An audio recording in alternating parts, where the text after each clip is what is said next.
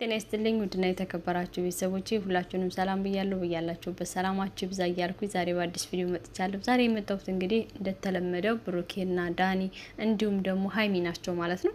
እንግዲህ ዛሬ ደግሞ የማንሰማው ነገር የለም። ጭራሽ ዛሬ ብሎ ዳኒ ሀይሚን ወዳታለሁ ብሏል። ሰሞኑን እኛ አይኔ ለሀይሚ ልዩ ቦታ አለኝ ሲል እየፈራሁ ነበር። ይሄ ሰውዬ ስንት ካሬ ሜትር ቦታ ነው ያለው እያልኩ ነበር። ጭራሽ ዛሬ ደግሞ ብሎ ሀይሚን ወዳታለሁ እኮ አንተማ ጠጋ ይሄ ጠጋ ቀለም አንሳት ነው ብለናል እኛ ድሮኑ። አንተ ጥረትክና አጣጥረክ ሀይሚንና ብሩኬን ማለያየት ነው። ተው እባክህ ዳኒ ተመከር፣ እንምከረህኛ እባክህ አይጠቅምህም። ይሄ እየሰራው ያለው ስራ ትክክል አይደለም ስንልህ አልሰማ ብለህ ጭራሽ ብሩኬ በፕላስተር እንድትለጣጠፍ አደረገ። ደግሞ ዛሬ ፕላስተርህንም ሳትቀይር ደግሞ ሌላ ነገር እንትን ትላለህ። ብሩኬ እንደው ያንን መከዳ መወርወር አልነበረብም። እንደው ደገም ባረክ ልል ነበር፣ ግን ደግሞ ወንጀል ነው እናቴ። ደግሞ ቤቴ መቶ ደበደበኝ ብሎ ሌላ ውስጥ ይክተተው እንደ ይሄ ልጅ እንደሆነ ዘንድሮ በብሩኬ እጅ ሰበብ ሳይሆን አይቀርም እኔ ሳስበው።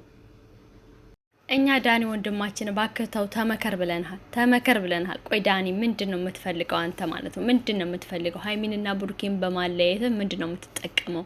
እኔና ሀይሚን ለማለያየት ነው የምትፈልገው። ይሄ ደግሞ አይሳካልህም እያለህ ብሩኬ፣ አንተ ደግሞ በግድ አደርጋለሁ እያልክ ነው።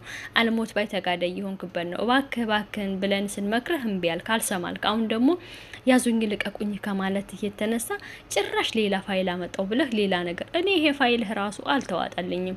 አንተ ራስህ ከሌሎች ሰዎች ጋር የተጻጻፍካቸው ምናምን ነገሮች ወይ ደግሞ በራስህ በሁለት ስልክ ካለ የአንደኛውን ስልክ ላይ እንደዛ ቻት አድርገህ ተጻጽፈህ እሱን ይመስለኛል ሀይሚ ለጊዜው ሀይሚን ለማሳመን ያህል የተጠቀምከ የሚመስለኝ እንጂ እውነት ብሩኬ ከሌላ ሰው ጋር ሲጻጻፍና ሌላ ነገር ሲያደርግ አይተኸው አይደለም፣ ወይም ደግሞ አግኝተኸው መረጃ ኖሮክ አይደለም።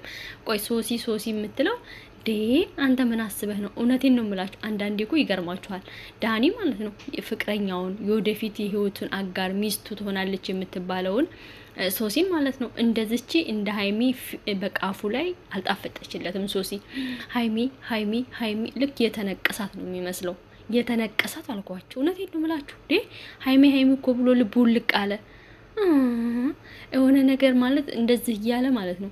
ብሩኬ ልክ ሀይሚ በቃ ወዷታል ወይም ደግሞ ወደ ሀይሚ አድልቷል ብሎ ብሩኬ ሀይሚን እንዲተውለት። አረ ተው አባቴ፣ ብሩኬ መስሚያው ጥጥ ነው። መቼም ቢሆን ሊያምንህ አይችልም። ብሩኬ ገብቶታል አንተና ሀይሚ እሷና ሀይሚን በቃ ብሩኬና ሀይሚን ለማትለየት እንደመጣክ ገብቶታል። ስለዚህ ባክህን ብዙ አትድከም ወንድም አለም እያልን እየነገርንህ ነው። አልሰማህንም ማለት ነው። ጉድ እኮ ነው። በነገራችን ላይ ያው ሀይሚም ትንሽ ስለተናደደች ነው ፕራንኩ እንደዚህ እንዲጓተት የተደረገው ስላችሁ ስራ ስለሆነ ሀይሚዬም ደግሞ ትስራ። አሁን 200K ለመግባት ትንሽ ነው ይቀራት፣ በጣት የምትቆጠር ማለት ነውና 200 ሳይገባ ደግሞ መቋረጥ የለበትም። ስለዚህ 200 እስከሚገባ ድረስ ዱብ ማለት አለባቸው ብዬ አስባለሁ። እና ሌላ ደግሞ ፕራንኩ ማንኛውም ሰው እንደሚያደርገው ነው ብሩኬ ያደረገው። ምንም የተለየ ነገር የለም። ብዙ ሰዎች ፕራንክ ሰርተዋል እንደዚህ ያደረጉ ማለት ነው። እጅግ በጣም ብዙ ኢትዮጵያዎችም ከኢትዮጵያ ውጭም ያሉ ዩቲዩበሮች ማለት ነው። ይሄንን ስራ ሁሉም ሰው ሰርቷል። ከዚህ በፊት እነ ሄሉ ሰርተዋል። እንትና ማን ነው ማርክ ሰርቷል። ያልሰራ የለም። አብርሽ ሰርቷል። ሁሉም ሰርተዋል። ብሩኬ ደግሞ እንደዛ ነው የሰራው ማለት ነው። ግን ሀይሚ ደግሞ ተሰማት። ማንኛችሁም ሰው ስትሆኑ የሚሰማችሁ ስሜት አለ አይደለ? ያ የምትወዱት ሰው ያ ቦታ የምትሰጡት ሰው ሌላ ሰው ጋር ወይም ደግሞ ከሌላ ሰው ጋር ከሌላ ሴት ጋር ሆኖ አልጋ ላይ ሆኖ ስታዩት ምንድነው ሊሰማችሁ የሚችለው? ወይም ደግሞ ፌል የምታደርጉት ነገር አለ አይደለ? ዝም ብሎ አይደለም መቼም እና ይሰማል። ሀይሚ ደግሞ ያ ነገር ተሰማት። ያ ነገር ደግሞ ትክክል አይደለም ብላ ስለምታስብ እጅግ በጣም ተናደደች፣ ተበሳጨች። በዛ ነገሩ ዞረ ማለት ነው። ስለዚህ ሀይሚዬም ብሩኬም ይቅርታ ተባብላችሁ ደግሞ እንደምትመጡ ተስፋ አደርጋለሁኝ። እና ጭቅጭቁ በጣም የሄደ የጦፈ ሆኗል። አረጋጉት። ዳኒሻም ደግሞ ፕላስተርህን ለጥላጥ አድርገህ በቃ ቀና በል፣ በይቅርታ አመን። አው ጥፋት ጠፍቷል። ጥፋቱን ደግሞ እንግዲህ እንደ ታላቅም እንደ ታናሽም ሆናችሁ ይቅርታ ተባብላችሁ ሰላም ፍጠሩ። እውነቴን ነው የምላችሁ። በጣም እኮ ነው ያዛውን። ግን ለማንኛውም ይስሩ፣ ስራ ነው ቤተሰብ። እውነቴን ነው የምላችሁ። ስራ ነው ይስሩ።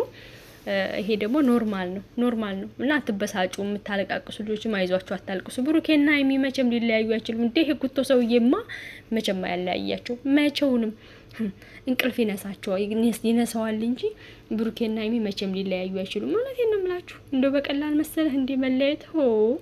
ብሩኬና ሀይሚ እጅግ በጣም አብረው ያደጉ ብዙ ነገር ያሳለፉ ልጆች ናቸው። ስለዚህ የጭቅጭቁ ደግሞ ፍቅር ነው። ስለሚዋደዱ ስለሚፋቀሩ ነው የሚጨቃጨቁት ነው የምላችሁ ቤተሰቦቼ። ለማንኛውም መልካም ጊዜ ሁላችሁ ከልብ አመሰግናለሁ። ባይ ባይ።